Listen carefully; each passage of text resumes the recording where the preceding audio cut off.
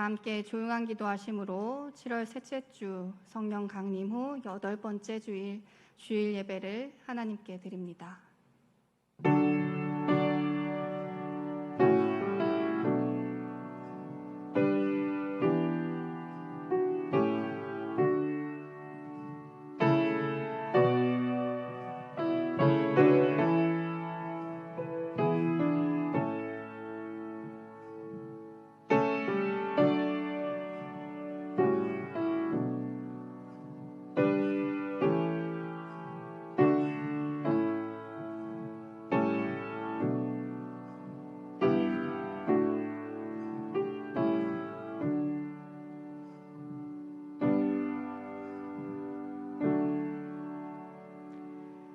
내가 여호와의 인자하심을 영원히 노래하며 주의 성실하심을 내 입으로 대대히 알게 하리이다. 내가 말하기를 인자하심을 영원히 세우시며 주의 성실하심을 하늘에 견고히 하시리라 하였나이다.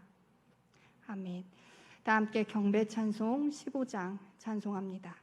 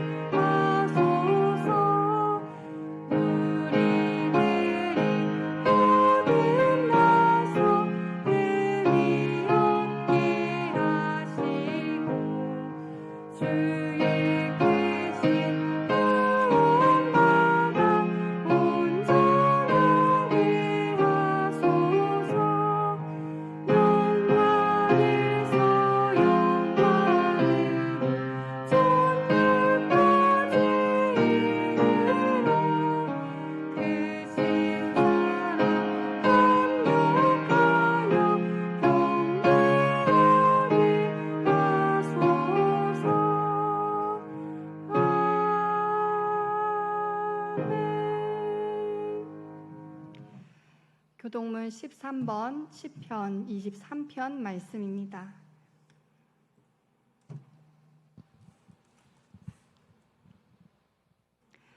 교동문 13번 시편 23편 말씀 함께 교독합니다.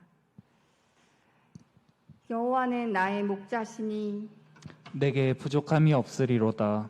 그가 나를 푸른 풀밭에 누이시며 쉴만한 물가로 인도하시는도다. 내 영혼을 소생시키시고 자기 이름을 위하여 의의 길로 인도하시는도다. 내가 사망의 음침한 골짜기로 다닐지라도 해를 두려워하지 않을 것은 주께서 나와 함께 하심이라. 주의 지팡이와 막대기가 나를 안위하시나이다. 주께서 내 원수의 목전에서 내게 상을 차려주시고 기름을 내 머리에 부으셨으니 내 잔이 넘치나이다. 내 평생의 선하심과 인자하심이 반드시 나를 따르리니 내가 여호와의 집에 영원히 살리로다. 아멘. 다 함께 신앙 고백 드립니다. 전능하사 천지를 만드신 하나님 아버지를 내가 믿사오며 그 외아들 우리 주 예수 그리스도를 믿사오니 이는 성령으로 잉태하사 동정녀 마리아에게 나시고 본디오 빌라도에게 고난을 받으사 십자가에 못 박혀 죽으시고 장사한 지 사흘 만에 죽은 자 가운데서 다시 살아나시며 하늘에 오르사 전능하신 하나님 우편에 앉아 계시다가 저리로서 산자와 죽은 자를 심판하러 오시리라. 성령을 믿사오며 거룩한 공회와 성도가 서로 교통하는 것과 죄를 사하여 주시는 것과 몸이 다시 사는 것과 영원히 사는 것을 믿사옵나이다. 아멘.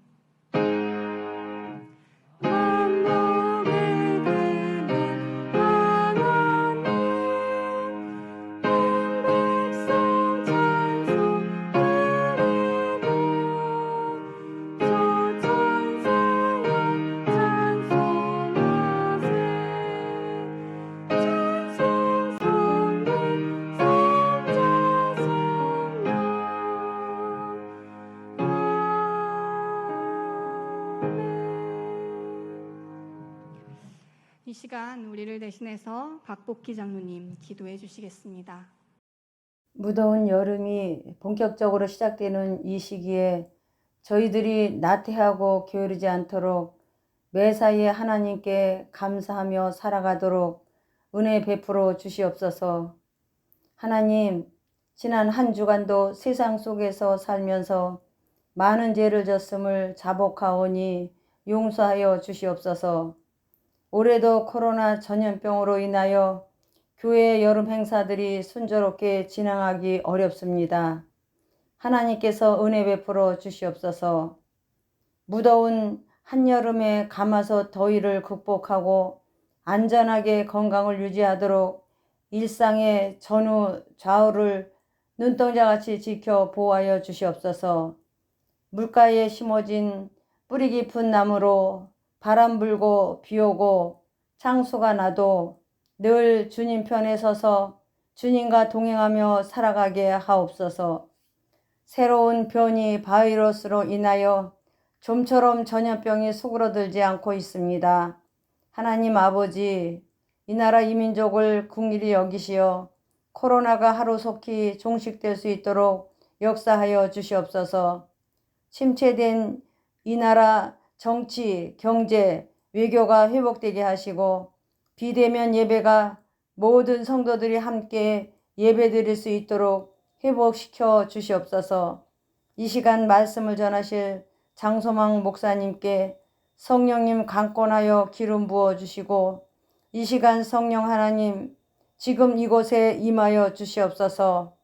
말씀이 저희들의 인격을 변화시키게 하시고 우리의 삶이 변화되어 놀라운 변화의 씨앗이 잉태되게 하여 주시옵소서. 우리의 생명이신 예수님의 이름으로 기도드리옵나이다. 아멘.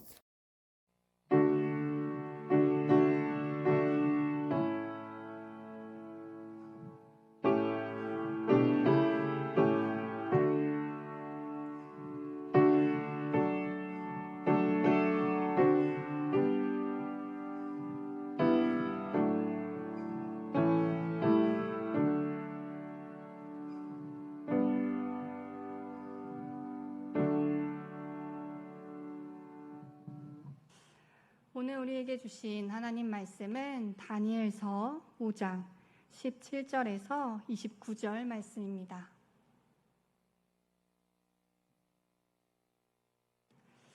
다니엘서 5장 17절에서 29절 말씀 제가 봉독하겠습니다.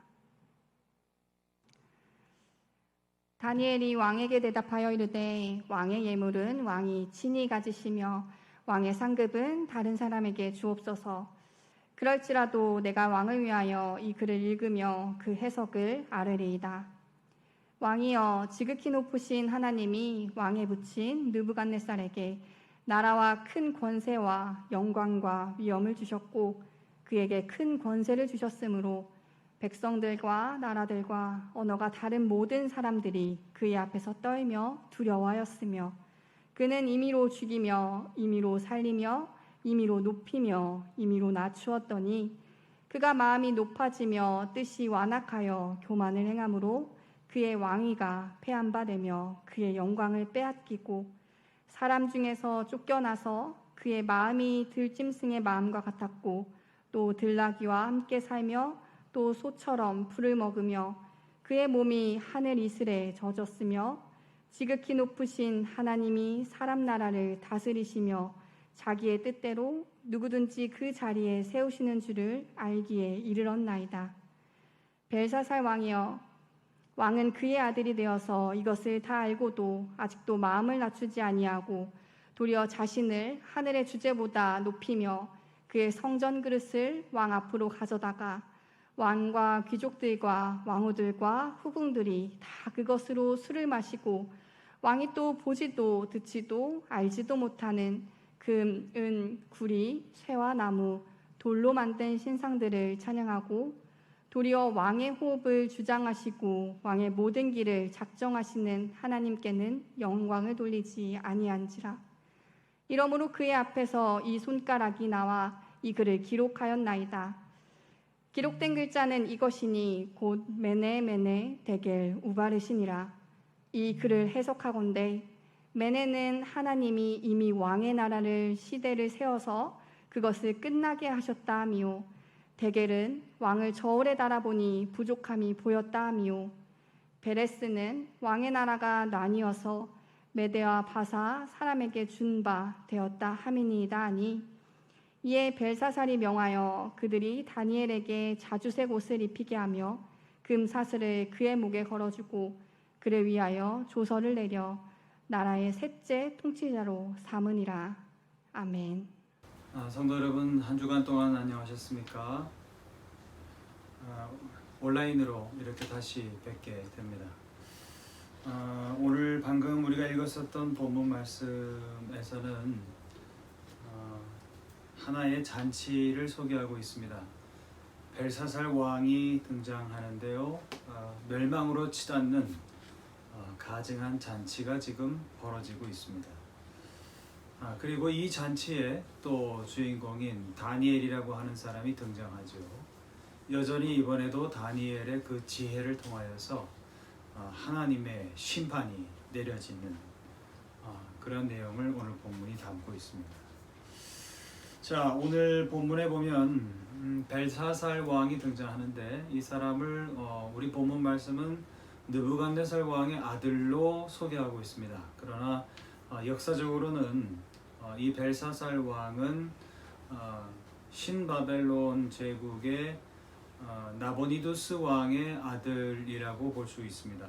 그리고 자기의 아버지인 부왕 나보니두스는 지금 단연간 지금 해외에서 전쟁을 수행하고 있는 상황인 것이죠.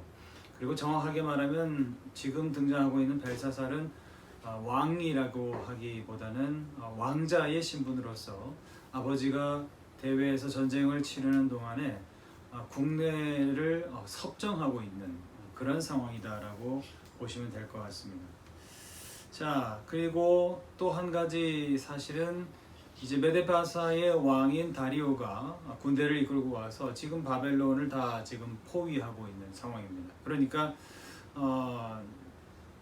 군대가 지금 포위하고 있는 상황 가운데 이 지금 벨사살 왕은 귀족 1000명을 잔치 위에서 잔치를 지금 배설하고 있는 그런 상황인 것이죠. 그리고 벨사살 왕은 귀족 1000명을 불러다 놓고 흥에 취해져 있고 술에 취해 있는 그런 상황 속입니다. 자, 우리가 바라볼 때 아니 지금 적이 침공을 했고 지금 적이 포위를 하고 있는 상황인데 전쟁을 대비해야 하지 않을까? 그런데 어떻게 이렇게 전쟁하고는 거리가 먼 연회를 베풀고 있나, 잔치를 베풀고 있나 라고 하는 의문점이 드실 겁니다. 나름대로의 이유는 있습니다. 지난 시간에 제가 여러분들에게 그런 말씀을 드렸던 것 같습니다.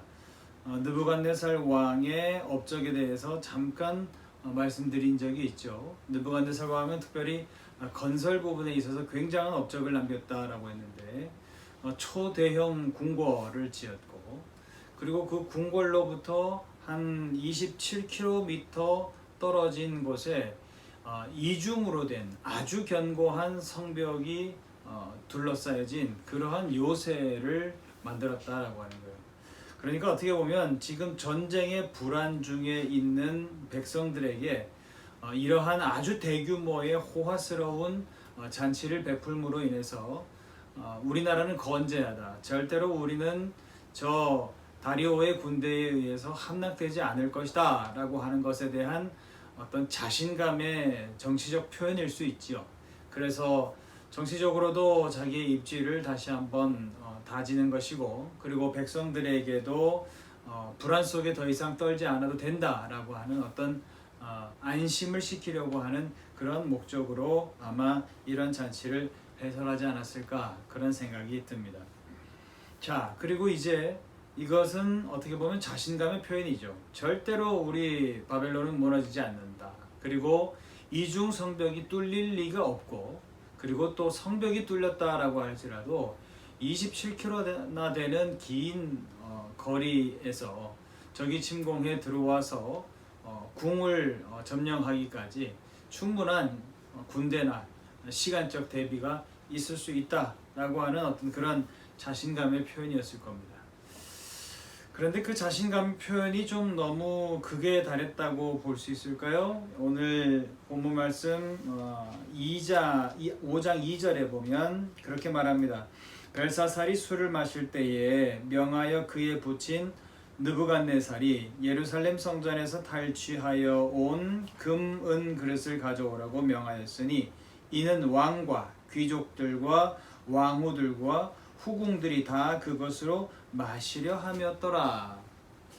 자, 이 말은 뭐냐면 자신감의 그 어떤 표현, 우리 성은 절대로 무너지지 않는다라고 하는 것의 자신감의 표현을 넘어서서 무엇을 가져오라 그랬느냐? 느부갓네살 왕 때에 예루살렘 성을 공략하고 이제 탈취해온 예루살렘 성전의 기명들, 금, 은으로 된 그 성전의 기명들을 가져오라는 거예요. 그래서 그 기명들을 가지고 술잔 삼아 이 여흥에 더 취해야 되겠다, 그렇게 말하고 있는 것이죠. 자, 그때 기이한 일들이 일어났습니다. 5절 말씀에 보면 그때의 사람의 손가락들이 나타났다라고 했어요. 그래서 왕궁 촛대 맞은편 석회벽에 왕이 제일 잘 보이는, 잘 볼 수 있는 그곳에 사람의 손가락들이 나타나서 글을 씁니다.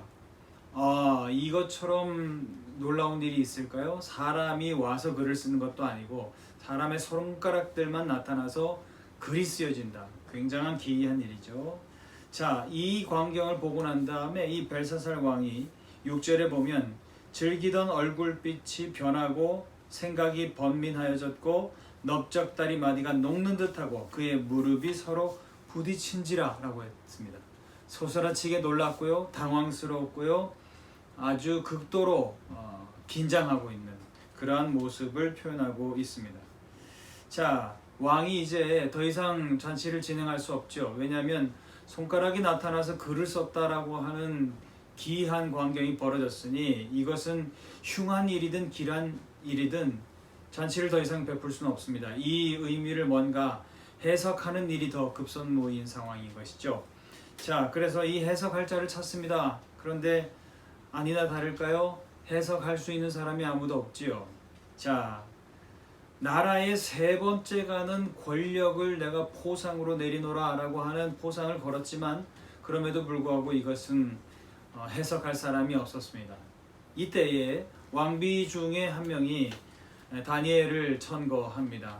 벨드사살이라고 이름하는 지혜자가 있나이다.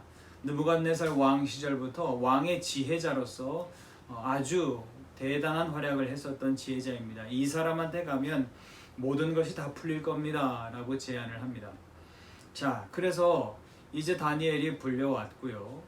우리가 읽었었던 17절부터 29절은 다니엘이 이제 벽에 쓰여진 그 글씨들을 해석해주는 내용입니다. 자, 우리 다 함께 25절 한번 읽어볼까요? 25절 시작. 기록된 글자는 이것이니 곧 메네 메네 데겔 우바르신이라. 아멘. 메네 메네 데겔 우바르신이라고 하는 글자가 쓰였습니다 라고 말하고 있고요. 이제 그것에 대해서 해석을 다니엘이 내놓을 참입니다. 자, 지금 벨사살 왕 앞에 선 다니엘은 느부갓네살 왕 시절에 소년의 몸으로 포로로 끌려온 사람이었습니다. 지금은 거의 나이가 80에 육박할 정도의 오랜 세월이 흐른 상황이죠. 그리고 정권이 몇 번 바뀌는 기간 동안 계속해서 지혜자로 궁궐에서 으뜸가는 지혜자로 활동을 했었고, 다니엘은 무엇보다도 신앙인이었죠. 그래서 언제나 자기의 고향, 자기의 예루살렘 성전을 늘 그리워했었던 인물이 다니엘이 아니겠어요?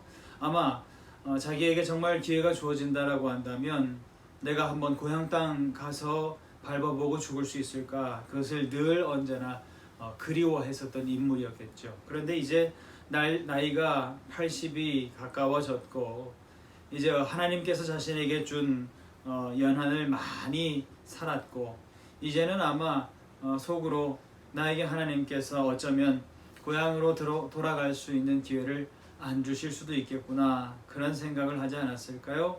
그리고 이미 나이도 많은 상황에서 나라의 세 번째 가는 권력을 준들 그것이 다 그에게 무슨 소용이 있겠습니까? 어차피 고향 땅에 못 돌아갈 바에 내가 무슨 더 여한이 있겠는가. 아마 다니엘은 그런 생각을 했었던 것 같아요. 그래서 해석을 내놓기 이전에 17절에 처음부터 밝히고 시작합니다. 다니엘이 왕에게 대답하여 이르되 왕의 예물은 왕이 친히 가지시며 왕의 상급은 다른 사람에게 주소서.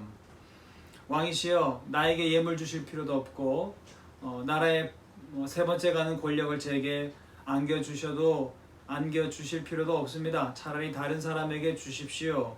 그러나 내가 분명한 이 해석을 내어놓을 것입니다 라고 말하고 있습니다. 자, 그리고 지금 이제 다니엘이 해석을 하는데요.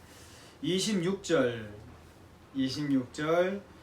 그 글을 해석하건대 메네는 하나님이 이미 왕의 나라의 시대를 세워서 그것을 끝나게 하셨다며 그랬습니다. 메네라고 하는 말은 세어지다, 수동태죠. 누구누구에 의해서 카운트되다, 세어지다, 그 말입니다. 그러면 누구에 의해서 세워졌다는 얘기인가요? 다니엘은 직접적으로 밝히고 있죠. 하나님에 의해서 이것은 세워졌다라고 하는 거예요. 무엇이 세워졌느냐? 왕의 나라의 시대를 하나님께서 세셨다는 거예요. 자, 그래서 메네 이 말은 하나님이 세셨습니다. 하나님에 의해서 세워졌습니다. 반복하는 것이죠.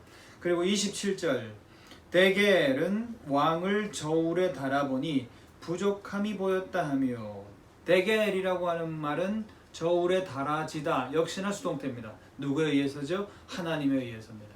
하나님에 의해서 왕의 그 무게가 저울에 달아졌습니다. 그런데 함량미달로 나왔습니다 라고 말하고 있다는 거예요. 그리고 마지막 절, 이제 마지막 28절 베레스는 왕의 나라가 나뉘어서 메대와 바사 사람에게 준바되었다 함이니이다 라고 해석합니다. 그리고 바르신, 베레스라고 하는 말에서 온 것인데, 이 베레스라고 하는 말은 무엇이냐?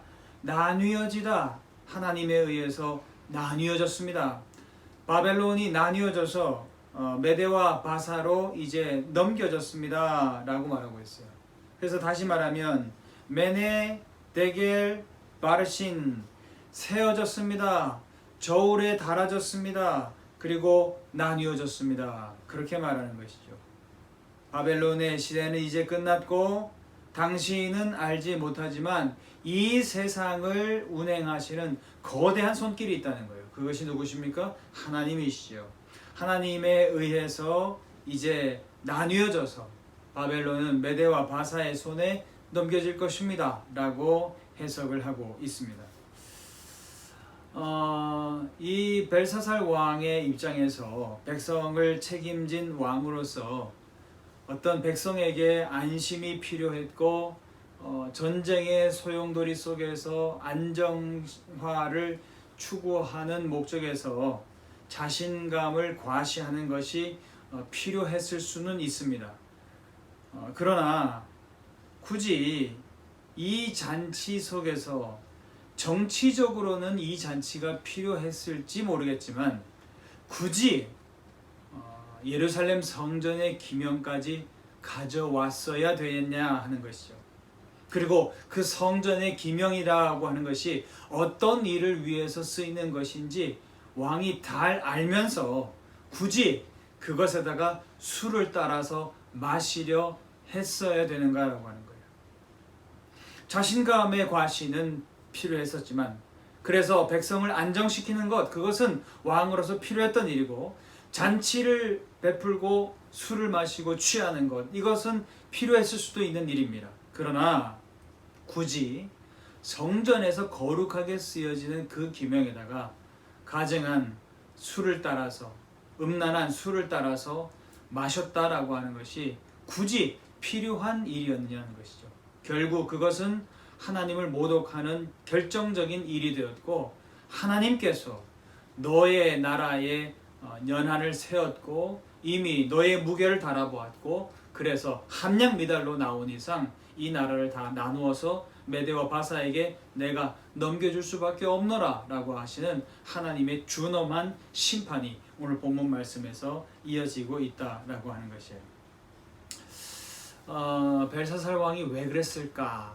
왜 이러한 이 실수를 저질러서 결국에는 하나님의 분노를, 심판을 가져오게 했을까? 제가 보기에는요, 하나님이 절대적인 하나님이다라고 하는 것을 몰랐기 때문이라고 봅니다. 뭐라고요? 하나님이 절대적인 하나님이시다라고 하는 것을 몰랐기 때문인 것이죠. 여러분, 절대적이다라고 하는 말이 무엇인가요? 사전적 의미를 찾아보니까 절, 끊어질 절, 상대 혹은 비교 대상, 대립의 대상, 그런 것이죠. 그래서 비교의 대상이 없다, 절대적이다라고 하는 말은 그 누구도 거기에 비할 바가 되지 못한다, 그 말이죠. 그러니까 하나님은 많은 신들이 있을 수 있을지는 모르겠지만 그 신들과도 하나님은 비할 바가 못 되시는 엄청난 차원의 하나님이시다는 거예요. 절대적인 하나님이라는 거예요. 그런데 이 절대적인 하나님이시라고 하는 것을 이 벨사살 왕은 알지 못했다는 거예요. 제가 추측을 해봅니다. 왜 그것을 몰랐을까? 왜냐하면 메소포타미아 지역은 다신교 국가거든요. 신들이 많다라고 하는 것을 인정하는 풍토입니다. 신들이 많다라고 하는 것을 인정한다라고 하는 것은 신들끼리 서로 경쟁하는 사회입니다. 신들끼리 서로 쟁탈전이 벌어지고요. 어떤 신이 한 번 더 강해졌다가 또 이 신이 강해져서 저 신을 치고 그래서 그 신을 굴복시키고 승리하기도 하고 또 다시 다른 신이 일어나서 이 신을 쳐서 굴복시키기도 하고 다시 이제 일어나기도 하고 하는 그런 상황의 풍토 속에서 살던 왕이 바로 벨사살 왕이라고 하는 것이죠. 그러니까 벨사살 왕은 하나님을 모독하는 행위는 의례적인 것이었습니다. 우리 신이 이겼다. 우리 신이 우리와 함께해서 너희 신을 이겼고 이제 그 예루살렘의 신까지 이겨낸 신이 우리 신이고 그 신이 우리와 함께 하시니 우리는 절대로 무너지지 않는다. 절대로 망하지 않는다. 이런 식으로 백성들을 결국에는 안심시키려고 했다라고 하는 것이죠. 그러나 한 가지 놓친 사실이 있습니다. 메소포타미아 지역에서 다신교 국가의 풍토 속에서는 신들이 서로 비등비등하고 고만고만하니까 그래서 그들끼리는 쟁탈전이 벌어지고 서로 싸우고 누가 이기기도 하고 지기도 하고 그런지는 모르겠습니다. 그러나 성경에서 말씀하고 있는 우리 하나님은 어떤 하나님이신가요? 절대적인 하나님이시라는 거예요. 그런 신들과는 차원이 다른 곳에 계신 하나님, 그분이 우리 하나님이시다라고 하는 거예요.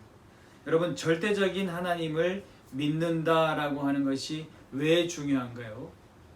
여러분 보십시오. 상대적인 신을 믿는 사람들은 어떻게 합니까?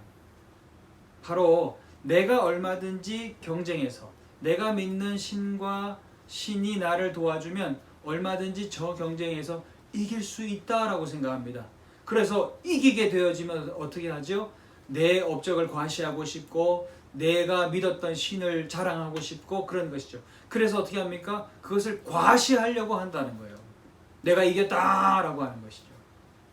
그런데 절대적인 하나님을 믿는다고 하는 사람들은 어떤 사람이죠? 어차피 하나님보다 더 높은 분은 없어요. 여러분, 절대적이라고 하는 말은 바로 그 말이죠. 하나님보다 더 높은 존재는 없습니다. 그래서 오늘의 이 승리는 어떻게 되어져서 이루어진 겁니까? 내 노력은 요만큼도 되지 않아요. 절대적인 하나님께서 모든 일을 주관하셔서 이 일을 하신 거기 때문에 모든 공로를 누구에게 돌리는 게 맞습니까? 하나님께 돌리는 게 맞아요. 이게 바로 뭐냐면 절대적인 하나님을 믿는 사람들의 태도입니다. 절대적인 하나님을 믿는 사람들은요, 오늘의 이 승리에 내가 요만큼이라도 무엇인가를 보탰다라고 생각하지 않는 사람들이죠. 그러니까 이것을 가지고 괜히 자기의 뭔가 자신감을 표현하는 자리로 과시할 필요가 굳이 없습니다. 왜요? 어차피 하나님이 다 하신 것이니까. 이 잔치는 만약에 잔치를 벌인다고 한다면 잔치보다는 사람을 즐겁게 하는 잔치보다는 승리를 하게 되어지면 무엇을 하는 것이죠? 그분을 찬송하고 예배하는 것이죠. 그래서 절대적인 하나님을 믿는 사람들의 태도는 어떤 태도냐? 잔치를 베풀어서 서로 승리를 자축하고 경쟁에서 내가 이겼다고 자기 자신감을 과시하는 자리가 아니라 하나님을 겸손하게 예배하는 자리. 하나님, 내가 한 것은 눈꽃만큼도 되지 않습니다. 하나님이 모든 일을 하신 거나 마찬가지입니다. 라고 고백하는 사람들, 예배를 통해서 하나님께 영광 돌리는 사람들, 그 사람들이 바로 절대적인 하나님을 믿는 사람들의 태도다라고 하는 것이죠. 자, 그리고 다니엘은 느부갓네살에 대해서요, 이것을 깨달은 왕이었다라고 평가하고 있습니다. 여러분, 18절에서 21절에 보면요, 왕이여 지극히 높으신 왕 하나님이 왕에 붙인 느부갓네살에게 나라와 큰 권세와 영광과 위엄을 주셨고 그에게 큰 권세를 주셨으므로 백성들과 나라들과 언어가 다른 모든 사람들이 그의 앞에서 떨며 두려워하였으며 그는 임의로 죽이며 임의로 살리며 임의로 높이며 임의로 낮추었더니 이때까지는 느부갓네살이 굉장히 자신감에 차 있죠. 그러나 20절 그가 마음이 높아지며 뜻이 완악하여 교만을 행함으로 그의 왕위가 패한 바 되며 누구에 의해서요? 하나님에 의해서 그의 영광을 빼앗기고 사람 중에서 쫓겨나서 그의 마음이 들짐승의 마음과 같았고 또 들나귀와 함께 살며 또 소처럼 풀을 먹으며 그의 몸이 하늘 이슬에 젖었으며 지극히 높으신 하나님이 사람 나라를 다스리시며 자기의 뜻대로 누구든지 그 자리에 세우시는 줄을 알기에 이르렀나이다 라고 말해요. 느부갓네살 왕, 지금 잔치를 베풀고 있는 벨사살 왕, 당신보다 더 위대한 업적을 남긴 느부갓네살 왕조차도 바로 절대적인 그 하나님의 힘과 권능에 대해서 깨달았다라고 하는 것이죠. 그래서 그분은 마지막에 가서는 어떻게 했다? 겸손했다라고 하는 거예요. 그런데 그분보다 그 어떤 업적도 남기지 않았었던 벨사살 왕 당신이 지금 잔치를 베풀고 거기에서 도가 지나쳐서 하나님을 예배하는 데 쓰여지는 성전의 기명을 가지고 술을 따라 마시려고 했었다라고 하는 것은 결국 하나님을 자극한 일이 되었고, 이제 결국에는 당신의 나라는 끝날 겁니다 라고 이제 다니엘이 말하고 있다라고 하는 것이죠. 사랑하는 여러분, 모든 기독교인들은요 바로 이 사실을 아는 사람들입니다. 하나님이 절대적이다. 할렐루야. 하나님은 절대적인 하나님이시다라고 하는 거예요. 왜 절대적인 하나님을 믿는 것이 그렇게 중요한가? 하나님이 절대적이시기 때문에, 절대라는 말에는 뭔가 대적할 만한 것을 어떤 것도 비할 바가 없다라고 하는 말이잖아요. 심지어 내가 거기에 노력을 하나님 내가 이만큼이라도 보탰습니다 라고 말하는 것조차 부끄러운 하나님, 그게 바로 절대적인 하나님이라는 의미라잖아요. 그러니까 절대적인 하나님을 믿는다라고 하는 성도들의 태도는 무엇이냐? 하나님, 모든 것을 다 하나님이 하셨습니다. 할렐루야. 그렇게 고백하는 사람들이죠. 그렇기 때문에 아무리 내가 일순간적으로는 이 벨사살 왕처럼 교만할 수도 있고 느부갓네살 왕처럼 대단한 것을 이루게 되어지면, 야, 내가 많이 노력을 했어 라고 말할 수도 있지요. 그러나 그렇게 교만하다가도 마지막에 가서는, 그렇지, 모든 것이 다 하나님이 하셨지 라고 말할 수 있는 사람, 그 사람이 바로 믿음의 사람인 줄로 믿습니다. 그 사람이 바로 절대적인 하나님을 믿는 겸손한 신앙인인 줄로 믿습니다. 여러분, 세상 말 중에 그런 말이 있죠. 뛰는 사람 위에 누가 있다? 나는 사람이 있습니다. 이것은 경쟁 사회인 거예요. 경쟁을 하다 보면 내가 뛰는 자의 입지에 있을 수도 있고, 그러다 보면 누군가는 나보다 더 강한 자가, 나는 자가 나를 이길 수는 있죠. 이것은 사람 사회에서의 가능한 일입니다. 그러나 하나님은 그 차원보다 월등히 높이 계신 하나님이시라고 하는 것이죠. 경쟁 자체가 되지 않는 분이시라고 하는 것이죠. 그렇다고 한다면 우리는 어떠한 길을 걸어가야 될까요? 바로 하나님이 오늘 우리에게 던져주시는 메시지가 바로 이 말이죠. 메네 데겔 우바르신. 내가 너희를 샌다. 내가 너의 지금 잘 나가고 있는 그 상황을 다 카운트하고 있다. 내가 너의 무게를 달아볼 것이다. 내가 너의 신앙의 무게, 믿음의 무게를 내가 달아볼 것이다. 여러분, 달아보시고 난 다음에 우리에게 함량미달이라고 말씀하시면, 아, 그거 아니라고. 하나님, 저는 어느 정도 무게가 있는 사람이라고 그렇게 말할 수 있는, 거기에 내 노력과 내 수고와 나의 주장을 대할 수 있는 그런 하나님이 아니시라고 하는 거예요. 하나님이 절대적이시기 때문에 한번 나의 무게를 달아보시고 난 다음에 그렇다라고 평가하시면 그 어떤 반론도 제기할 수 없는 하나님, 그분이 우리 하나님이시라고 하는 거예요. 그런데 그 하나님이 우리를 용서하시고 죄 용서하시고 우리 인생을 이끌어 가신다. 내가 너희를 세어본다. 내가 너희를 무게를 달아본다. 그리고 잘못하면 다 나누어서 다른 사람들에게 흩어버릴 수 있는 하나님이신 하나님께서 우리를 사랑하셔서 천국을 예비하시고 더 이상 우리의 무게를 달지 아니하시고 우리를 세지 아니하시고 우리에게 평생 은혜와 사랑과 자비를 베푸시는 그 하나님이 우리 하나님이시다. 여러분, 이것이 얼마나 행복한 일이겠습니까? 사람들은 말하겠죠. 목사님, 그래도요 왕 한번 돼보고 싶습니다. 하나님, 목사님, 그래도요 왕처럼 이렇게 1000명 불러놓고 한번 잔치 벌이고 싶은 그 정도 자리까지 가보고 싶습니다. 그렇게 말할지는 모르겠지만 여러분, 그것은 착각입니다. 메네 데겔 우바르신이라고 하는 심판을 듣는 사람들이 되겠습니까? 아니면 내가 너를 사랑하노라, 내가 너를 위해서 천국을 예비했노라, 내가 너를 위해서 나의 하나밖에 없는 독생자를 아낌없이 십자가에 못 박노라, 그렇게 말씀하시는 하나님의 은혜를 받겠습니까? 그거는 두말할 것도 없이 우리가 은혜를 선택해야 되는 것이죠. 사랑하는 여러분, 세상은 지금도 이 사실을 모릅니다. 세상은 지금도 무한 경쟁 사회 속에서 내가 더 높아지려고, 남을 밟고 일어서려고 경쟁하는 그러한 사회 속에서 살아가고 있습니다.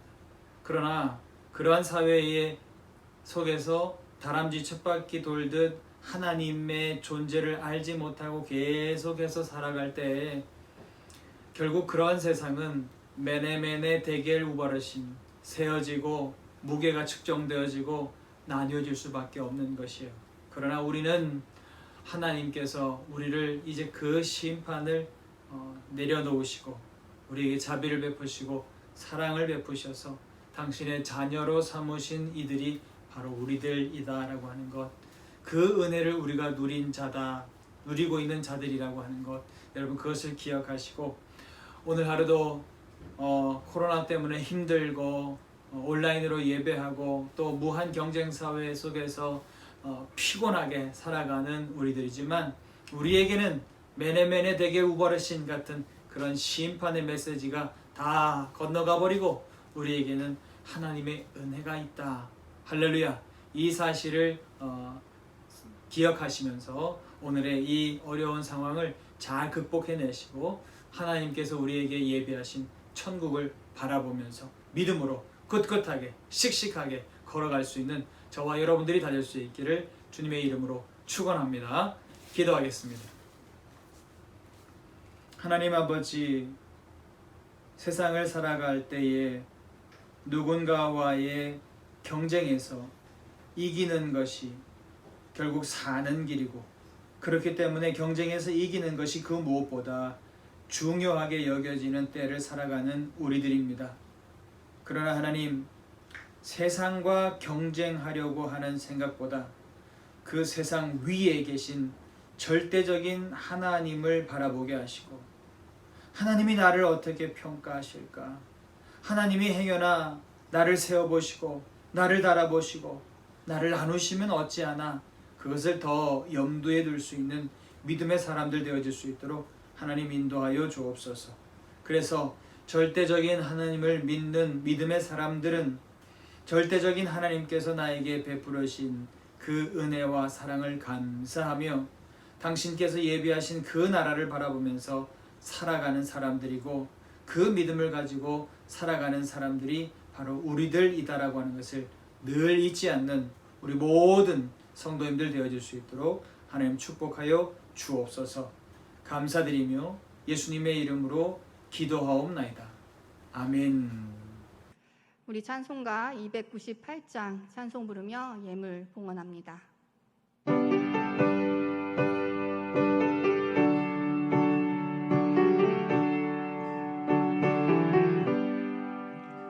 주와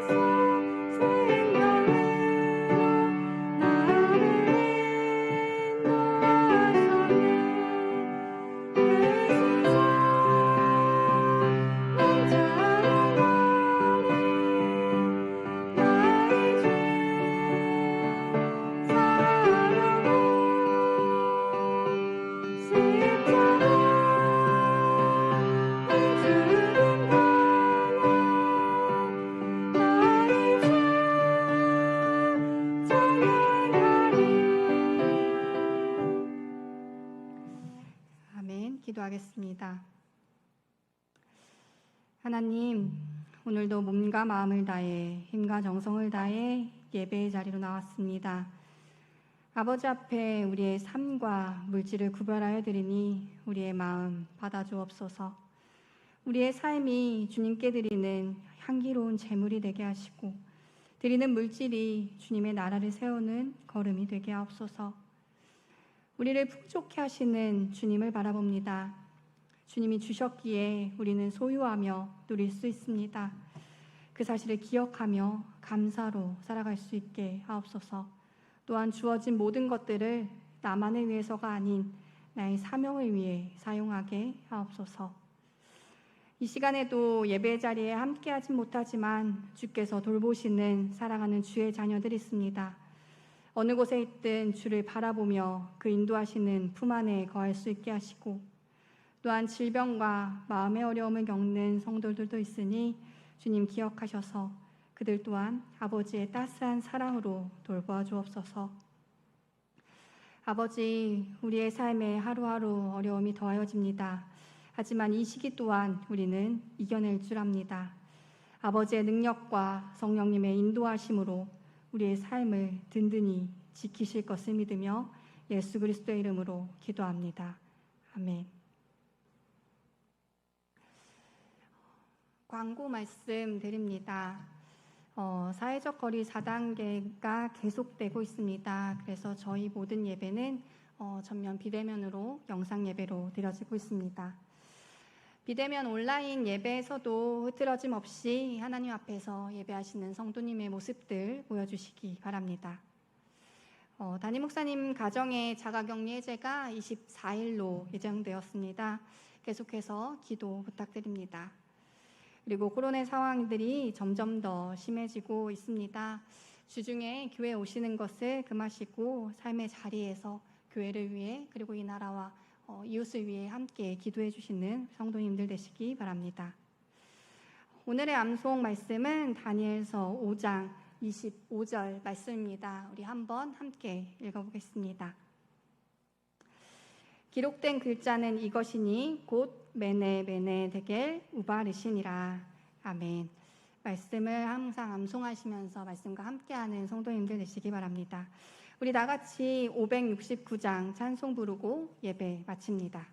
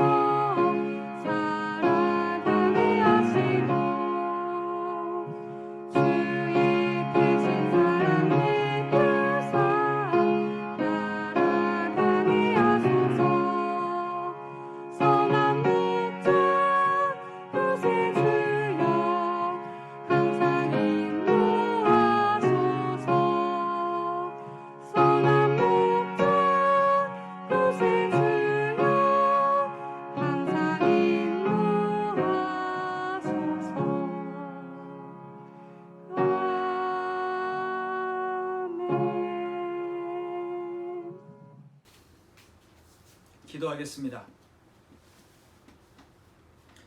이제는 우리 구주 예수 그리스도의 은혜와 아버지 하나님의 그 크신 만극하신 사랑하심과 성령님의 지금도 늘 심판을 제하시고 우리와 늘 동행하시고 자비를 베풀어 주시는 그 은혜가 이제 세상 가운데에서 세상과의 경쟁을 내려놓고 하나님만을 온전히 바라보기를 결단하며 나아가는 저들 머리 위에, 저들의 삶터와 일터 위에 이제로부터 영원토록 함께하옵시기를 간절히 축원하옵나이다.